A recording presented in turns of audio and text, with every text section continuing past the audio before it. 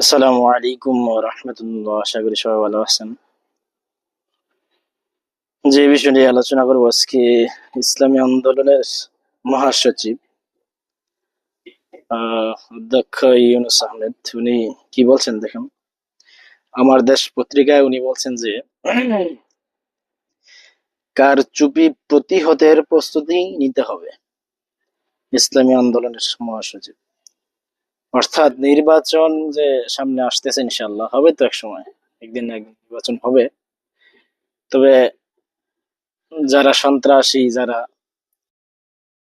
টাকা দিয়ে ক্রয় করে ভোট, বা অর্থাৎ তারা কিন্তু চাইবে যে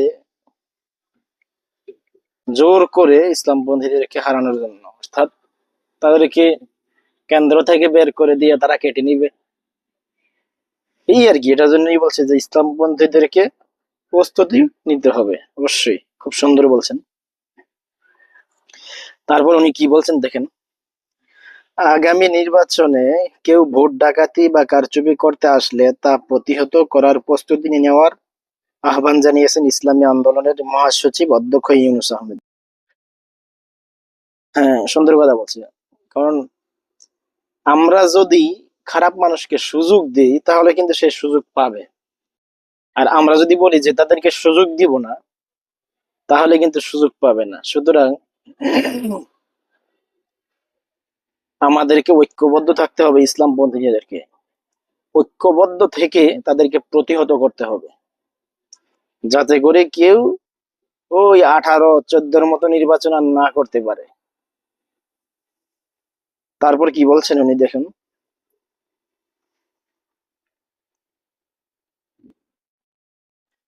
জুলাই অভ্যুত্থানের পর প্রত্যাশা ছিল আইনি সংস্কার ও পিআর পদ্ধতিতে নির্বাচনী ব্যবস্থার সংস্কার হবে এবং রাজনৈতিক সংস্কৃতিতে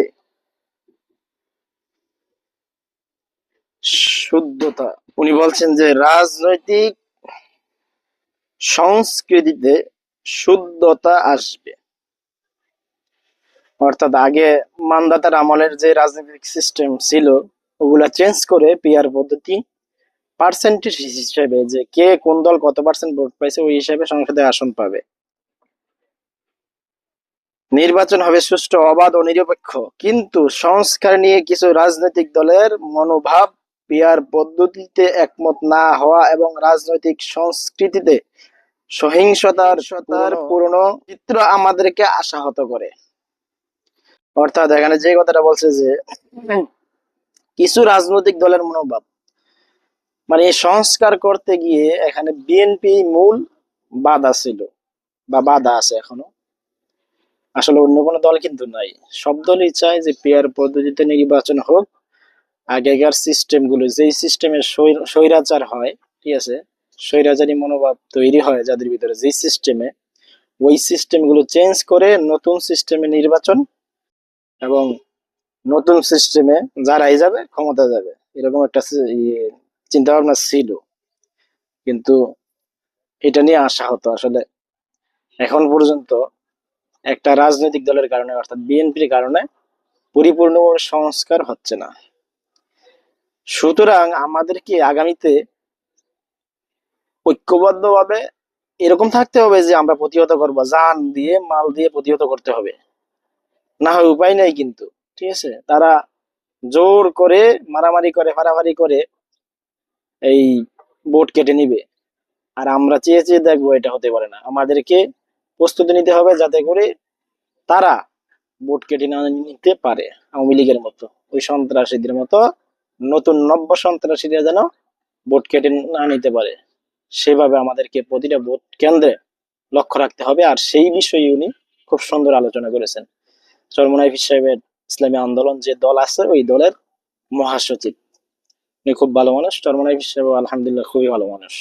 ওনারাও আশায় আছে যে আগামীতে ইনশাআল্লাহ, আশা না, আপনারা আশায় আছেন, ইনশাআল্লাহ দেখবেন আগামীতে ইসলামপন্থীরা একটি বাক্সে ভোট নিবে। ইসলামপন্থীদের ভোট একটি বাক্সেই আসবে ইনশাআল্লাহ, আপনারা দেখিয়েন।